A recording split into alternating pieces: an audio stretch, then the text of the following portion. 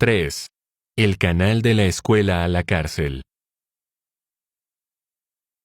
En 2005, 3 agentes de la policía de Florida detuvieron por la fuerza a una niña afroestadounidense de 5 años por portarse mal en la escuela.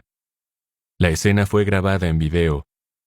El cantante y activista por los derechos civiles Harry Belafonte, al igual que muchas otras personas, se quedó horrorizado por lo que vio e inició una campaña para formar a la siguiente generación de activistas por los derechos civiles, la Reunión por la Justicia, que a su vez creó la Liga de la Justicia, una fuerza importante en el movimiento Black Lives Matter.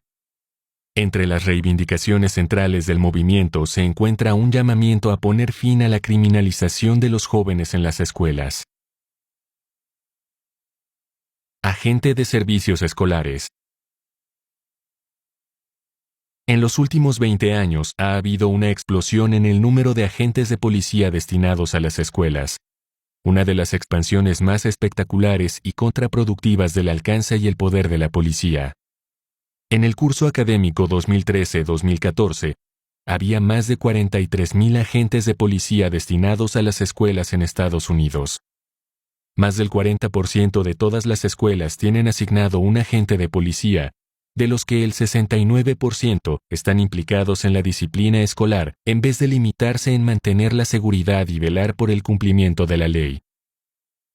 Aunque los orígenes de los agentes de servicios escolares, SRO en sus siglas en inglés, se remontan a la década de los 50, en la década de los 90 se produjo un cambio radical en sus números y en sus ocupaciones, en buena medida debido al programa Polis en las escuelas del Departamento de Justicia, que dedicó $750 millones a contratar a 6,500 nuevos policías destinados a las escuelas.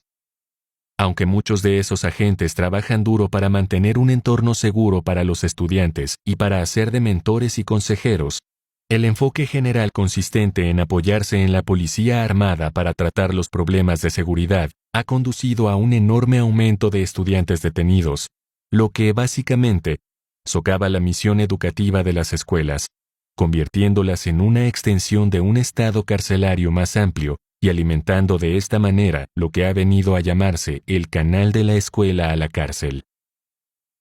Este aumento en el número de policías destinados a escuelas está asociado a una serie de factores sociales y políticos que convergieron en la década de los 90 y continúan hoy. Primero, el criminólogo conservador John DiIulio, junto con el autor de la teoría de las ventanas rotas, James Q. Wilson, sostuvieron en 1995 que Estados Unidos no tardaría en sufrir una ola de delincuencia juvenil motivada por el tráfico de crack, el elevado porcentaje de familias monoparentales y una serie de preocupaciones codificadas racialmente sobre la pérdida de valores y la moralidad pública. Predijo que para 2010 habría unos 270,000 jóvenes depredadores más en las calles, lo que conduciría a un enorme aumento de los delitos violentos. Describió a esos jóvenes como delincuentes curtidos, radicalmente impulsivos, brutalmente despiadados, chavales de escuela primaria que llevan pistola en lugar del almuerzo y carecen del más mínimo respeto por la vida humana. DiIulio y sus colegas sostenían que lo único que se podía hacer era excluir a esos niños de los escenarios en los que pudieran hacer daño a otros y, finalmente, meterlos en la cárcel el mayor tiempo posible. Las ideas de DiIulio se apoyaban en pruebas espurias y en supuestos de tipo ideológico que resultaron estar completamente equivocados. Desde entonces, cada año la delincuencia juvenil dentro y fuera de Estados Unidos ha descendido. Sin embargo, el mito del superdepredador tuvo una enorme influencia. Generó una inmensa cantidad de atención periodística, editoriales y acciones legislativas. Una de las consecuencias inmediatas fue una serie de nuevas leyes que bajaban la edad mínima de la responsabilidad criminal de los adultos, facilitando el encarcelamiento de personas jóvenes en prisiones para adultos, al mismo tiempo que se mantenía la política general de inhabilitación y encarcelamiento masivo. Asimismo, estaba detrás de las iniciativas encaminadas a endurecer las medidas disciplinarias en las escuelas y a aumentar la presencia policial en las mismas. El segundo factor principal fue la matanza en la escuela de Columbine en 1999, en la que 2 estudiantes de secundaria de Colorado asesinaron a 12 compañeros de la escuela y a un profesor, a pesar de la presencia de policía armada en las instalaciones. Este incidente trágico recibió una atención increíble debido a su naturaleza extrema y al hecho de que sucedió en una zona blanca residencial con bajos índices de delincuencia. Para las familias de clase media era bastante fácil ignorar los estallidos de violencia más frecuentes en las escuelas no blancas de la ciudad, pero este incidente las empujó a querer que se interviniera en las escuelas para hacerlas más seguras para los jóvenes. En continuidad con los valores que propugnan la adopción de medidas contundentes en justicia criminal, la respuesta consistió en aumentar la presencia de la policía armada en las escuelas en vez de abordar las cuestiones sociales subyacentes de bullying, enfermedad mental y disponibilidad de armas de fuego. Aunque se prestó algo de atención al bullying, en su mayor parte cobró una forma punitiva, lo que llevó a más medidas disciplinarias de tolerancia cero y a un mayor respaldo de las suspensiones, expulsiones y detenciones con pruebas endebles y por infracciones leves. El tercer factor principal fue el aumento de la reorganización de la escuela neoliberal, con su insistencia en los exámenes clasificatorios, las reducciones presupuestarias y los sistemas disciplinarios punitivos. Cada vez más se juzga a las escuelas basándose casi exclusivamente en los resultados del o la estudiante en exámenes estandarizados. El salario de los maestros, los gastos discrecionales e incluso la supervivencia de las escuelas están unidos a esos exámenes. Esto crea una olla a presión en las escuelas, en las que mejorar los resultados en los exámenes se convierte en la ocupación principal, enfrentando los intereses de los maestros y los gerentes a los de los estudiantes. Los maestros o gerentes que quieren conservar su empleo o una prima se ven incentivados a deshacerse de los estudiantes que lastran las calificaciones de los exámenes con sus malos resultados o comportamientos que afectan a otros estudiantes. Esto da a esas escuelas un sólido incentivo para expulsar a esos estudiantes, ya sea temporalmente mediante suspensiones o permanentemente mediante expulsiones o por abandono de los estudios. Exámenes clasificatorios y control social. Las escuelas que recurren mucho a los exámenes clasificatorios tienden a orientar la enseñanza a la preparación de las pruebas y al aprendizaje memorístico. Esto expulsa la creatividad y la enseñanza personalizada, lo que contribuye a generar problemas de disciplina a medida que los estudiantes van perdiendo el interés o se sienten despechados. Con excesiva frecuencia, las escuelas responden a esa dinámica adoptando sistemas disciplinarios cada vez más restrictivos y punitivos. Como consecuencia, aumentan las suspensiones, las detenciones y las expulsiones, echando a los estudiantes de las escuelas para ingresar en el sistema de justicia criminal. En este entorno, la moral de las y los maestros decae y aumentan las tasas de abandono escolar. Carolina del Norte se convirtió en uno de los primeros estados que adoptó plenamente estas medidas en 1996. Las y los maestros del estado informaban de que dedicaban cada vez más tiempo a la preparación de las pruebas, mientras que las asignaturas que no entraban en los exámenes clasificatorios, como ciencias sociales, ciencias y educación física, habían sufrido una merma radical. Nuevos sistemas disciplinarios punitivos, creados a raíz de la aprobación de la ley que ningún niño se quede atrás, condujeron a un aumento de las suspensiones y de las detenciones. Las suspensiones de menos de 10 días aumentaron en un 41%. Las suspensiones de larga duración aumentaron en un 135%, mientras que en 2008 se había duplicado el número de SRO, lo que se tradujo en la detención de 16.499 estudiantes. A su vez, empeoraron las disparidades raciales en las suspensiones, donde los estudiantes negros tenían más de 3 veces y media más probabilidades de ser suspendidos. Florida adoptó un régimen de exámenes clasificatorios en 1998. En 2003, las suspensiones de la asistencia a clase habían aumentado en casi un 20%. En 2004, 28,000 estudiantes fueron detenidos en la escuela, casi 2/3 de ellos por faltas leves que anteriormente se manejaban dentro del colegio. Asimismo, más estudiantes fueron clasificados como discapacitados, lo que les dejaba fuera del grupo de examinados. La moral de las y los maestros se desplomó. En un sondeo de 2006, más de la mitad de todos los maestros y maestras declaraban que estaban pensando dejar la enseñanza. Ese mismo año, el porcentaje de graduaciones en Florida había caído al 57%, el cuarto más bajo del país. A causa del alto número de expulsiones y de las tasas de abandono escolar, la realización de las pruebas GED aumentó en un 25% entre 2003 y 2007. Texas es el epicentro de esta transformación, donde a la privatización y los recortes drásticos al sector público se suma la expansión de los mecanismos punitivos de control social. Texas fue uno de los primeros estados que adoptó los exámenes clasificatorios en la década de los 90. Como gobernador, George W. Bush amplió su papel y puso en práctica una serie de medidas punitivas, en su mayor parte centradas en enfoques de tolerancia cero. Toda vez que, como hemos visto, los exámenes clasificatorios incitan a las y los maestros a sacar de clase a los estudiantes de bajo rendimiento y que causan alboroto, el porcentaje de suspensiones se puso por las nubes, el 95% de ellas por faltas leves. En 2009 a 2010, hubo 2 millones de suspensiones en Texas. 1,9 millones de las mismas fueron por violación del Código Local de Conducta y no por infracciones más graves. Para ocuparse de esta arremetida de suspensiones, compañías con ánimo de lucro con estrechos vínculos con líderes republicanos del estado desarrollaron lo que Annette Fuentes llama escuelas de máxima seguridad.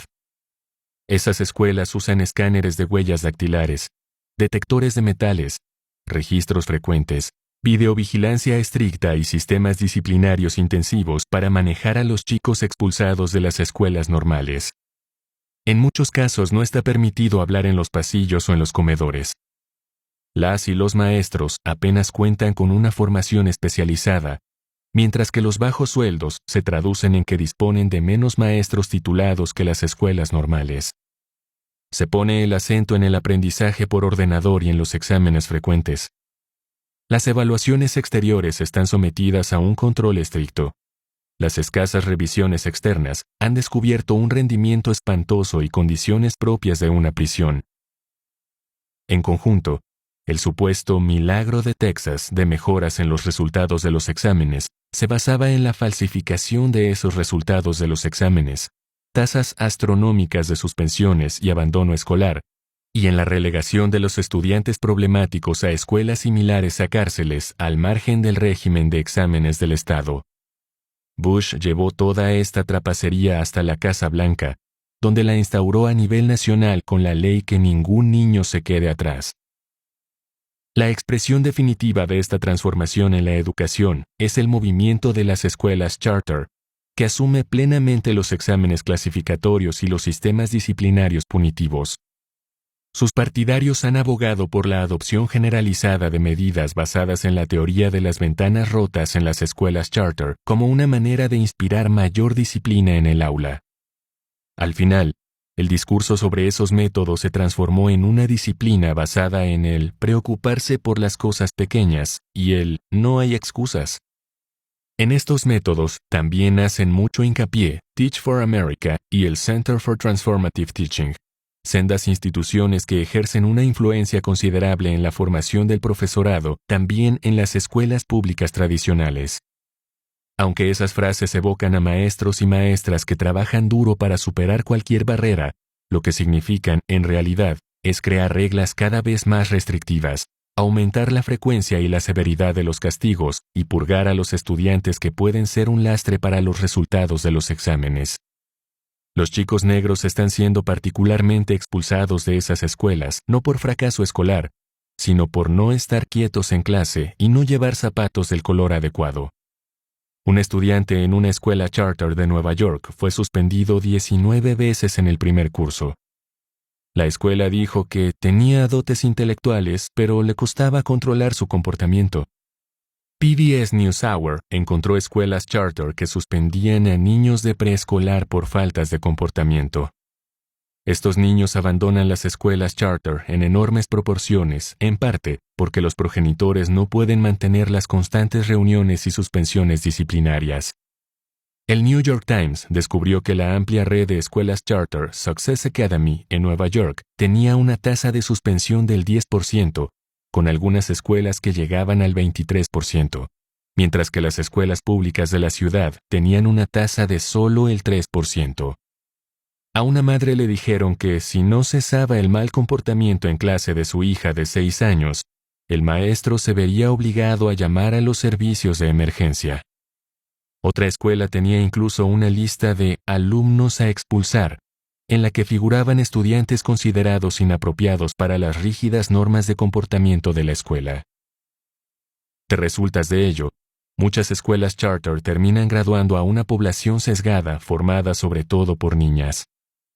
A continuación, las escuelas se jactan de tener altos porcentajes de graduación, porque los estudiantes que abandonan lo hacen voluntariamente por razones distintas del fracaso escolar. El canal de la escuela a la cárcel. Finalmente, estas fuerzas se han engranado con la tendencia general a mayores castigos que impulsó el ascenso del encarcelamiento de masas en un ámbito general. En los años 90, los políticos ya habían adoptado la idea de que la delincuencia era un fracaso moral profundamente incrustado que en buena medida era impermeable a la reforma. La única respuesta adecuada, sostenían, era el encarcelamiento prolongado, como puede verse con el ascenso de las leyes de los 3 strikes y otros planes de condenas mínimas obligatorias. En esta atmósfera política, toda amenaza para la seguridad ciudadana era convertida inmediatamente en otra oportunidad para introducir más castigo y control.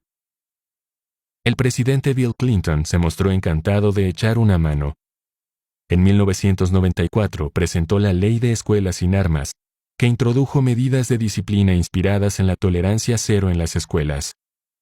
Siguiendo el ejemplo, los legisladores y gerentes de escuelas adoptaron una pila de códigos disciplinarios severos, instalando sistemas de vigilancia, detectores de metales y grandes cantidades de policías en las escuelas. Estas políticas condujeron a una creciente criminalización de los jóvenes a pesar del descenso de las tasas de delincuencia.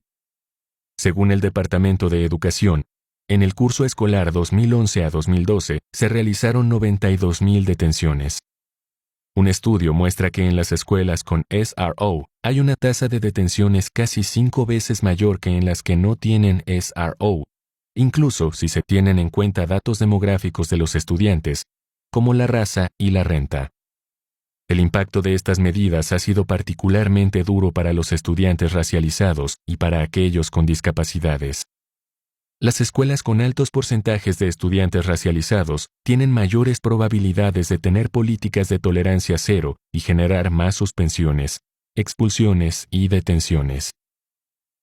El Departamento de Educación estadounidense, en un estudio realizado sobre 72,000 escuelas en 2011 a 2012, descubrió que los estudiantes negros, latinos y con necesidades especiales eran objeto desproporcionado de acciones de justicia criminal. Mientras que los estudiantes negros representan el 16% de las matrículas escolares, son el 27% de los estudiantes remitidos a la policía y el 31% de los estudiantes objeto de una detención relacionada con la escuela. En comparación, los estudiantes blancos representan el 51% de las matrículas, el 41% de los estudiantes remitidos a la policía y el 39% de los detenidos. Algunos distritos presentan cifras con diferencias aún más marcadas. En Chicago, en 2013 a 2014, los estudiantes negros tenían 27 veces más probabilidades de ser detenidos que los estudiantes blancos, lo que condujo a 8,000 detenciones en un periodo de 2 años. Más del 50% de los detenidos tenía menos de 15 años.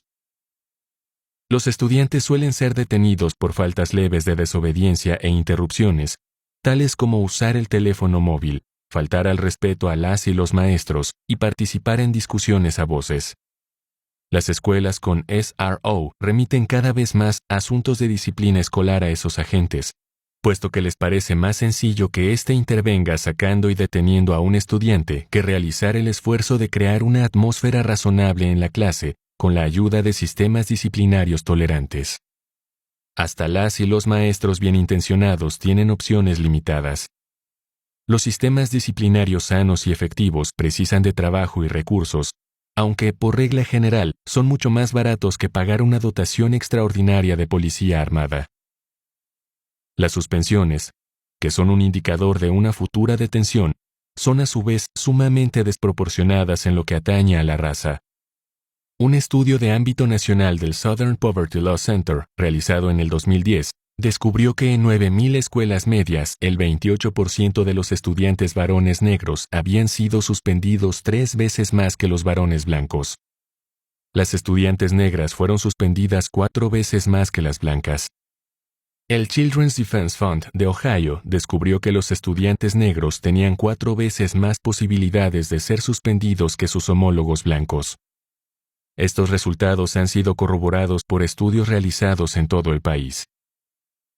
Los niños con necesidades especiales ascienden a una cuarta parte de los denunciados a la policía, aunque representan solo el 14% de los estudiantes, lo que a veces conduce a resultados terribles. En la primavera de 2015, Public Radio International describió el caso de un niño autista de 11 años de Lynchburg, Virginia, que fue acusado reiteradamente de delitos penales por el SRO de la escuela. En un incidente, el chaval dio una patada a un cubo de basura después de haber sido reprendido por mal comportamiento, lo que llevó a la agente a presentar ante el Tribunal de Menores cargos contra él por alteración del orden público. En otro incidente, el chico fue estampado contra el suelo y esposado por el mismo SRO tras resistirse a ser sacado del aula. El chico fue acusado de una falta de alteración del orden público y de un delito de atentado a la autoridad. Lo espantoso es que un juez de familia declaró al chico culpable de todos los cargos. Al parecer, Virginia es el primer estado por porcentaje de niños acusados de delitos relativos a la escuela. Los estudiantes LGTBQ también tienen un mayor riesgo de ser objeto de medidas de disciplina punitiva y arrestos. Suelen ser excluidos por los demás estudiantes e incluso maestros, lo que les conduce a comportamientos que son juzgados de antisociales. En agosto de 2015, la American Civil Liberties Union, ACLU, presentó una demanda federal contra un ayudante del sheriff en Kentucky por esposar a 2 estudiantes discapacitados, un niño de 8 años y una niña de 9, por alteración leve del orden público relacionada con sus discapacidades. Los niños eran tan pequeños que el agente los esposó por los bíceps, lo que los traumatizó más aún. El esposamiento del niño fue grabado en vídeo. Los agentes le dijeron: "O haces lo que te ordenan o atente a las consecuencias". Por supuesto, el agente no había recibido ninguna formación específica para tratar con niños con necesidades especiales. La decisión de la escuela de confiar en policías armados sin formación para abordar el comportamiento de niños con necesidades especiales es profundamente problemática, y como sostiene la ACLU, una vulneración básica de la Ley de Estadounidenses con Discapacidad, ADA en sus siglas en inglés, y de los derechos civiles y humanos. La militarización de las escuelas.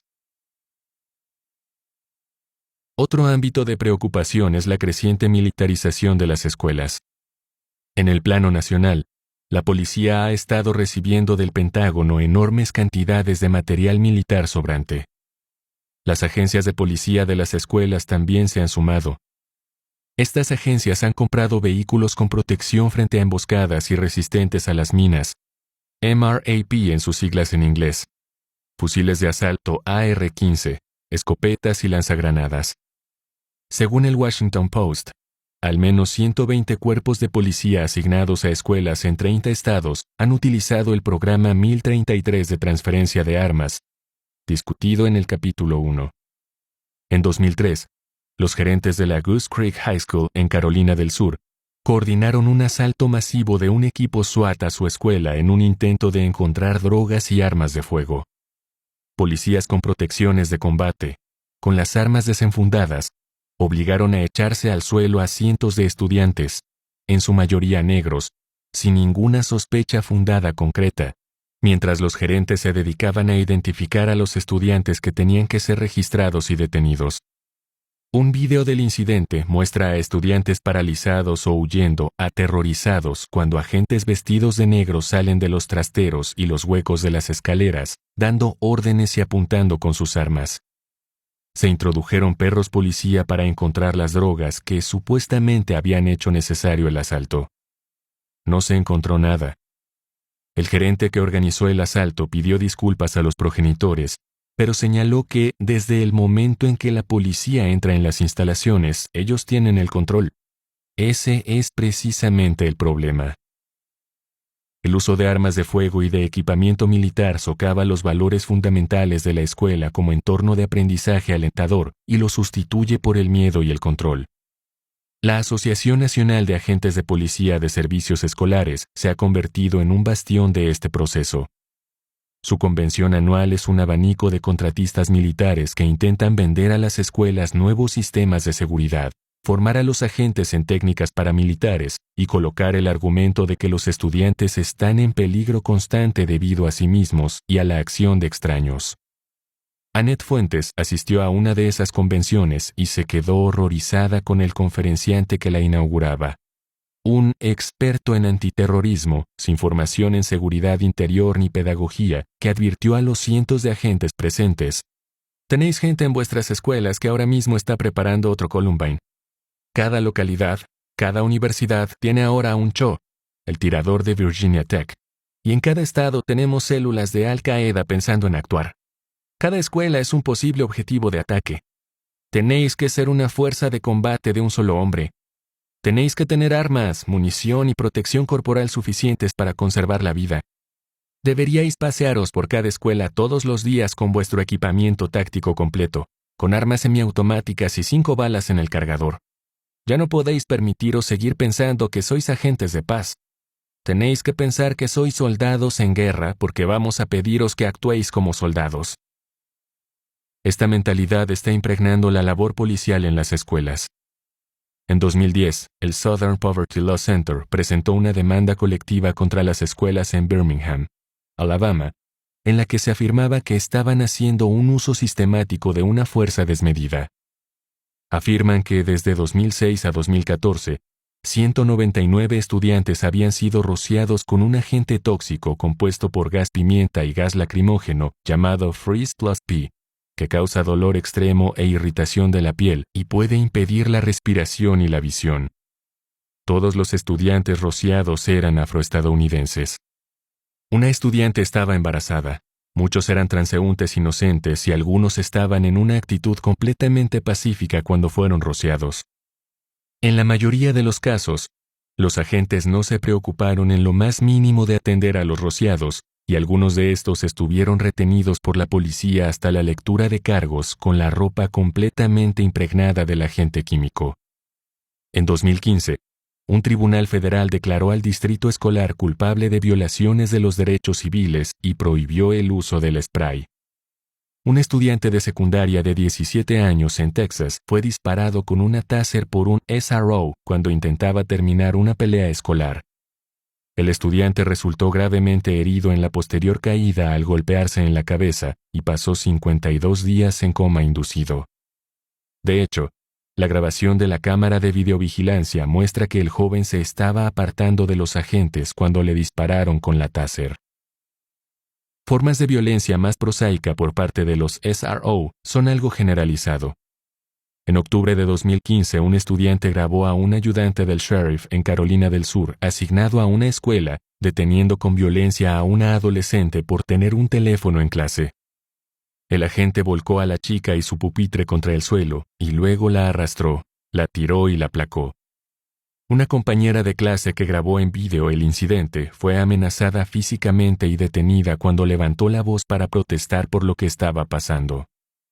En 2010, un estudiante de 15 años que había padecido un traumatismo cráneoencefálico fue golpeado en una escuela de alumnos con necesidades especiales por un agente de policía de Dalton, Illinois, por llevar la camisa fuera del pantalón. El incidente quedó grabado por la cámara de videovigilancia y no se tomaron medidas contra el agente, que ni siquiera informó del incidente. Quejas similares son generalizadas en escuelas de todo el país.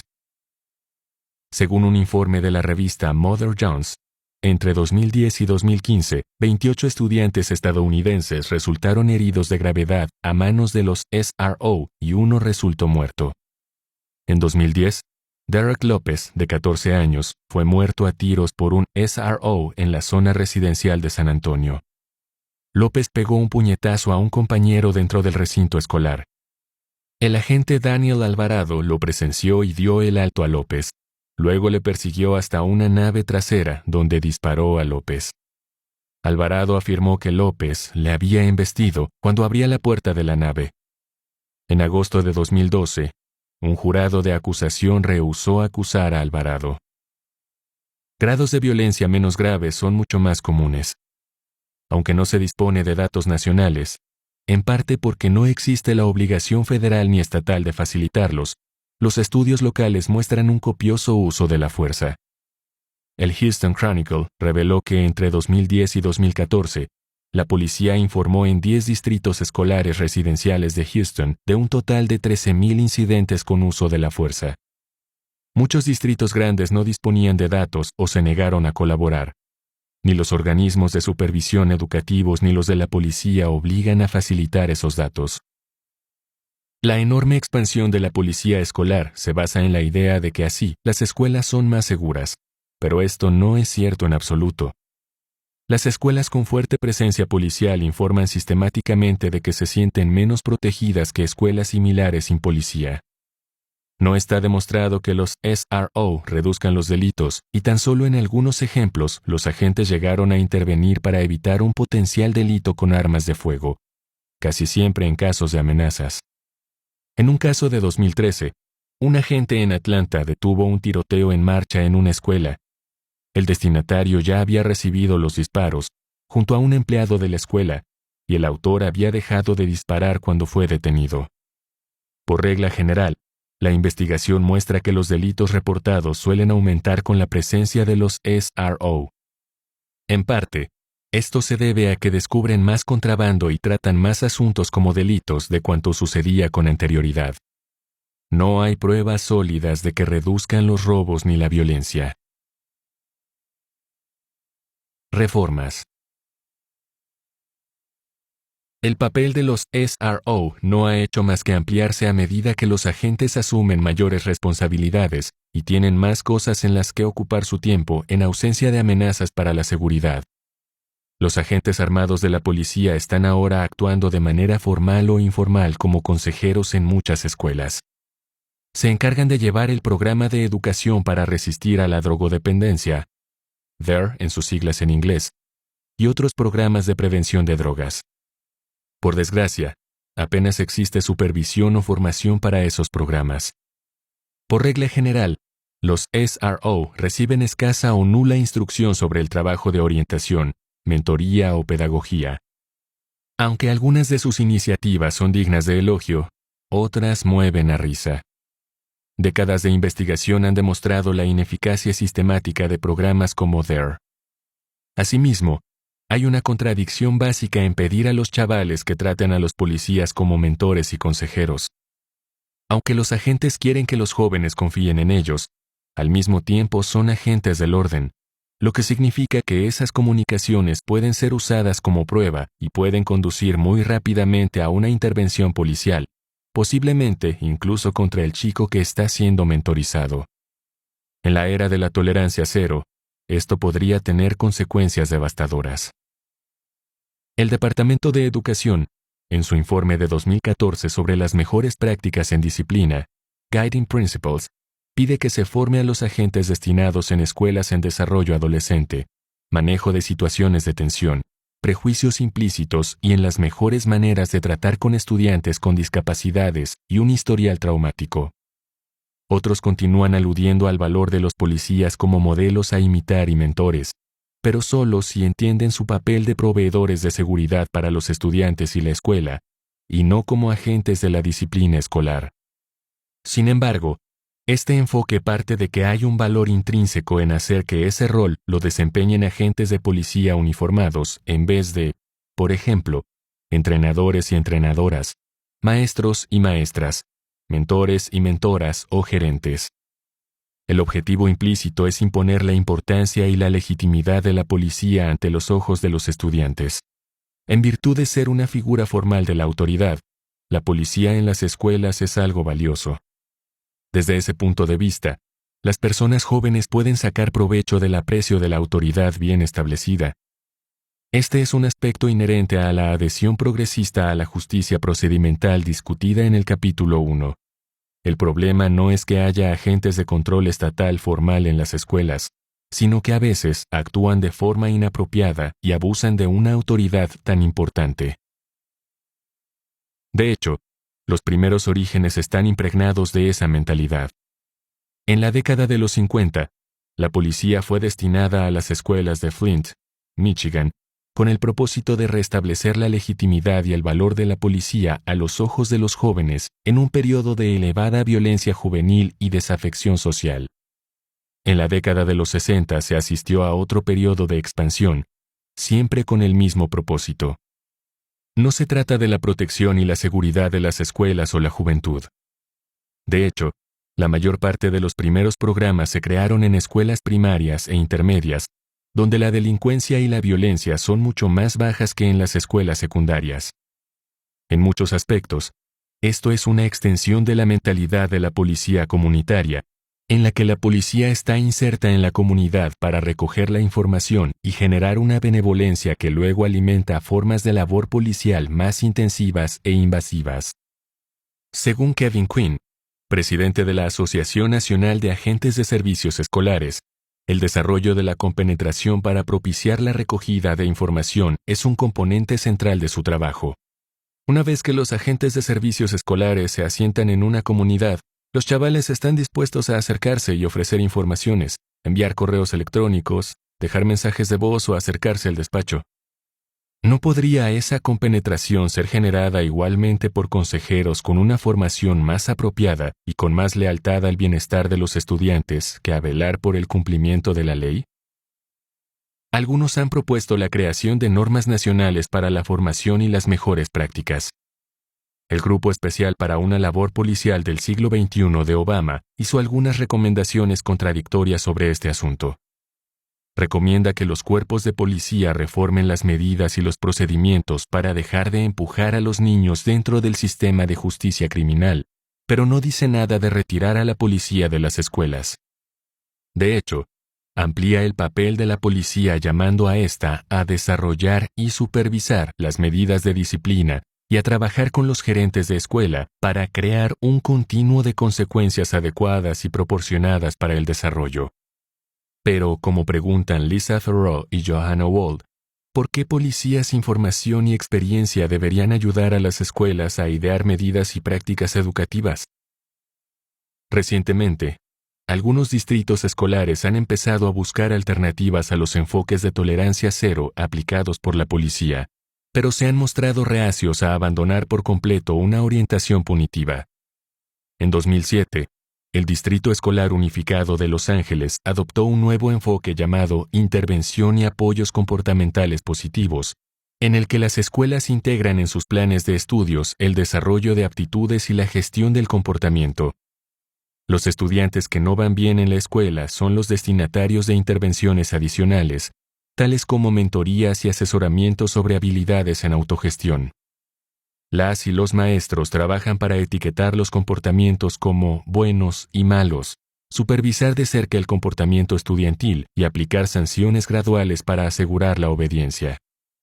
Aunque esto ha reducido las suspensiones y las intervenciones de la policía, sigue confiando en una forma de disciplina de arriba a abajo que se asemeja a la teoría clásica del control, donde se anima a los progenitores y a otros a socializar a sus hijos mediante la identificación y el control del comportamiento inapropiado.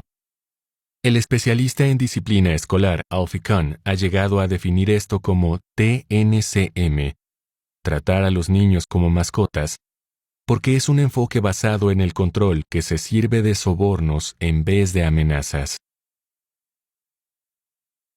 Alternativas.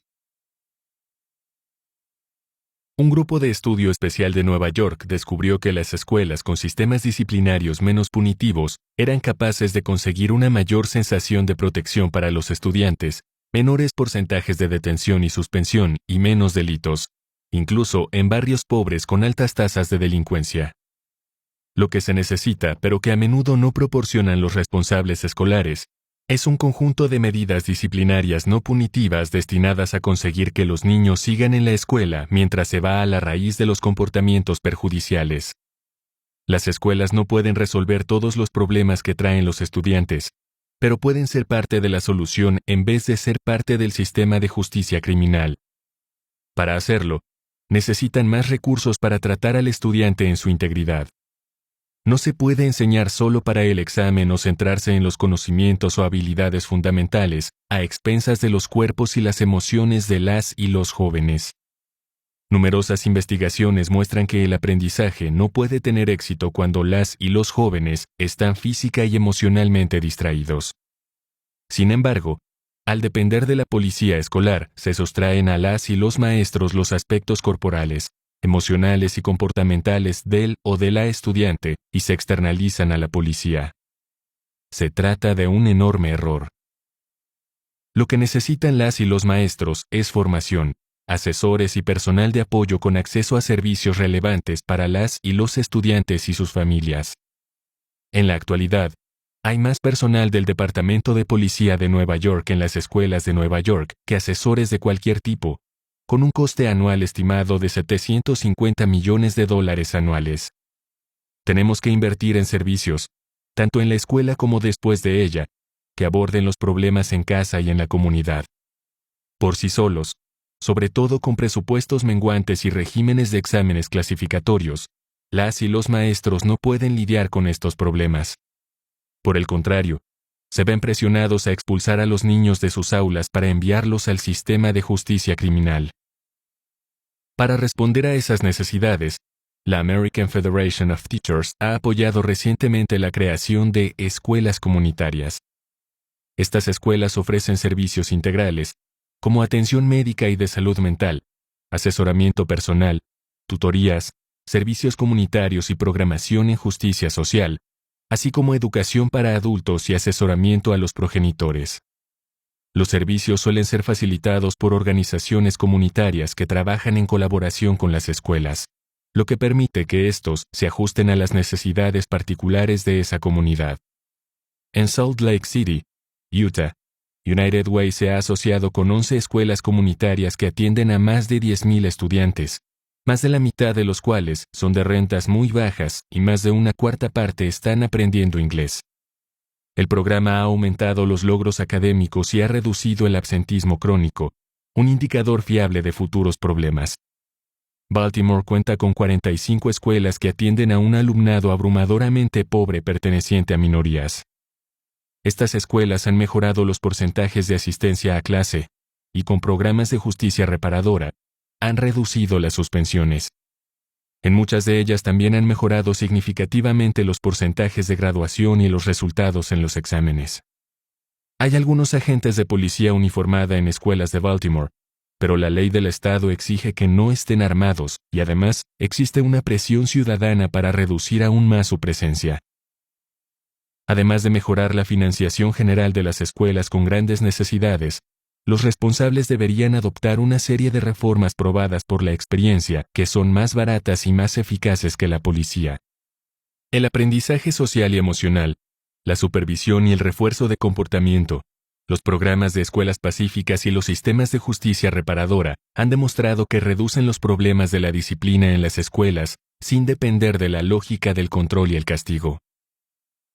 De estas alternativas, los programas de justicia reparadora son los más consolidados. En su origen estaban destinados a lidiar con la delincuencia, pero despegaron en las escuelas.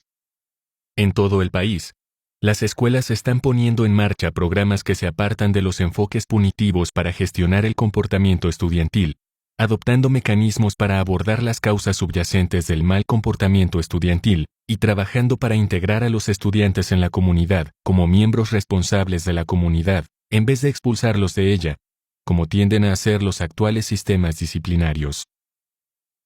Las prácticas de justicia reparadora se basan en una serie de prácticas autóctonas en distintas partes del mundo, que predominan en comunidades tradicionales, estrechamente unidas, en las que los problemas tienen que ser resueltos de maneras que promuevan la estabilidad, la cohesión y la autosostenibilidad comunitaria. Estas prácticas se están poniendo en práctica de muchas formas, que incluyen jurados de pares, círculos de solución de problemas, servicios comunitarios y mediación en conflictos. Para ser realmente eficaces, estos programas necesitan la aceptación de maestros, maestras y gerentes para cimentar la confianza de las y los estudiantes.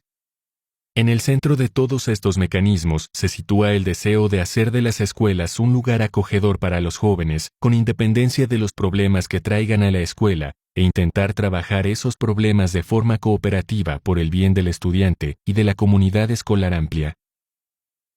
La National Education Association y la American Federation of Teachers y el Advancement Project se han asociado para promover estas iniciativas mediante una guía para maestros y maestras. Restorative Practices, Fostering Healthy Relationships and Promoting Positive Discipline in Schools, expone principios básicos, tales como la resolución de conflictos con modalidades que exigen que las personas asuman una verdadera responsabilidad por sus acciones y trabajen para cambiarlas. Construir relaciones sanas a través de la escuela, reducir los comportamientos dañinos, reparar daños y restaurar las relaciones positivas. Estos programas consumen recursos.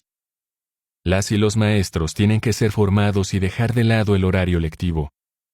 De modo que si las escuelas están sometidas a la presión de los recortes presupuestarios y de la búsqueda de buenos resultados en los exámenes para seguir abiertas, tendrán dificultades para cultivar una atmósfera comprensiva y cariñosa, y serán reacias a restar tiempo a la instrucción necesaria para aplicar esos programas de una manera eficaz. Sustituir las suspensiones por servicios comunitarios obligatorios, como limpiar los pasillos, no cambiará las cosas. En aprendizaje social y emocional, estudiantes, maestros y maestras trabajan juntos para desarrollar una serie de habilidades vitales para ayudarles a lidiar con los conflictos y ser más eficaces en la escuela. El programa está guiado por 5 principios que son inculcados durante el proceso: autoconciencia, autogestión, conciencia social, habilidades sociales y toma de decisiones responsable. La mejor aplicación de este enfoque es el Programa de Resolución Creativa de Conflictos, RCCP en sus siglas en inglés, que comenzó en 1995. El programa, que ha estado funcionando en las escuelas de Nueva York y en docenas de otras escuelas, utiliza métodos interactivos para enseñar a los niños habilidades de gestión de la ira, negociación, mediación, cooperación y entendimiento intercultural. Muchas investigaciones muestran que estos programas mejoran sistemáticamente tanto la disciplina escolar como los resultados educativos. Esto es cierto para los programas intraescolares y extraescolares y para las y los estudiantes con o sin discapacidades, con independencia de la raza. Un estudio de la Columbia University descubrió que los niños que reciben enseñanza RCCP de sus maestros tuvieron un desarrollo más positivo que otros alumnos y alumnas. Vieron su mundo social de una manera menos hostil, vieron la violencia como una opción inaceptable y optaron por modalidades no violentas de resolver conflictos. Asimismo, tuvieron mejores resultados en exámenes estandarizados en lectura y matemáticas. Supervisión y refuerzo del comportamiento es un programa destinado principalmente a las escuelas intermedias, cuyo objetivo es ayudar a estudiantes que tienen un riesgo alto de entrar en contacto con el sistema de justicia criminal por consumo de drogas o abandono escolar. Este programa se apoya en el refuerzo positivo y en estrategias de empoderamiento. Los estudiantes del programa tienen mejores notas y mejores porcentajes de asistencia en comparación con los estudiantes de un grupo de control. Un estudio de seguimiento de 1 año de duración mostró que los estudiantes en el programa presentaban menos delincuencia autodeclarada, consumo de drogas, suspensiones, absentismo escolar, tardanza, fracaso académico y desempleo en comparación con los estudiantes sometidos al régimen de control. Un estudio de seguimiento de 5 años descubrió que estos estudiantes tenían menos expedientes en el Tribunal del Condado que los estudiantes sometidos al régimen de control. Estos programas son incompatibles con la insistencia actual en los exámenes clasificatorios, que miden el éxito de una escuela casi exclusivamente a partir de los resultados de las y los alumnos en esos exámenes. Los programas que tratan con el bienestar integral de las y los estudiantes suelen ser considerados como una distracción de la enseñanza encaminada a la realización del examen decisivo. De esta suerte, cualquier esfuerzo orientado a hacer de la escuela algo más seguro y menos punitivo tiene que romper con ese enfoque de la educación y abordar las necesidades de los estudiantes de una manera más holística, de una manera que integre sus necesidades específicas y el contexto amplio en el que tiene lugar el aprendizaje.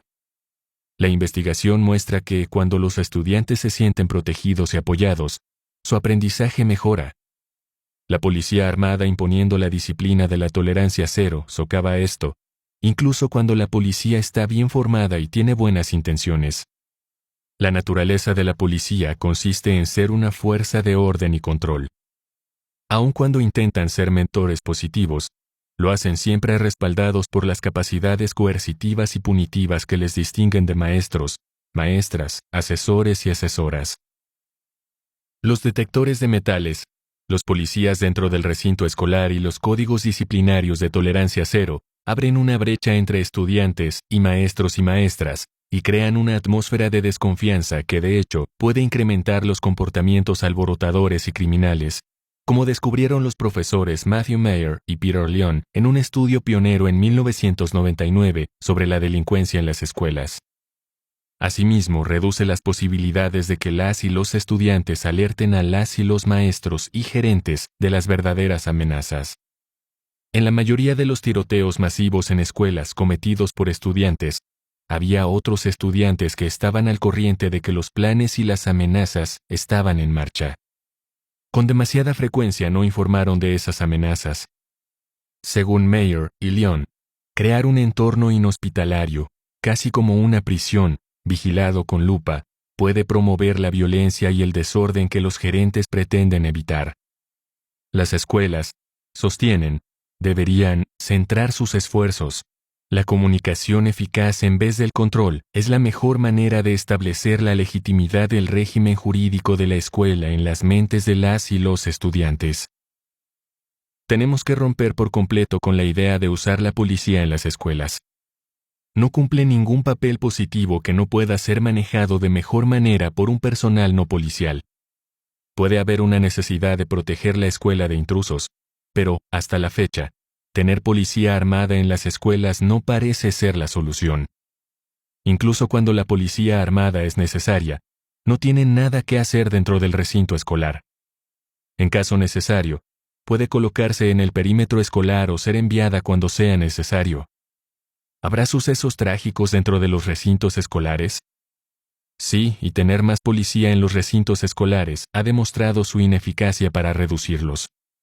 Por el contrario, han demostrado una increíble eficacia en sacar cientos de miles de jóvenes de la escuela para meterlos en el sistema de justicia criminal. Aunque la policía armada en los recintos escolares fuera una herramienta eficaz para reducir unos cuantos incidentes violentos, los costes sociales de ese enfoque no son aceptables. Tenemos que encontrar mejores maneras de proteger a los chicos y chicas que convertir las escuelas en fortalezas armadas y prisiones.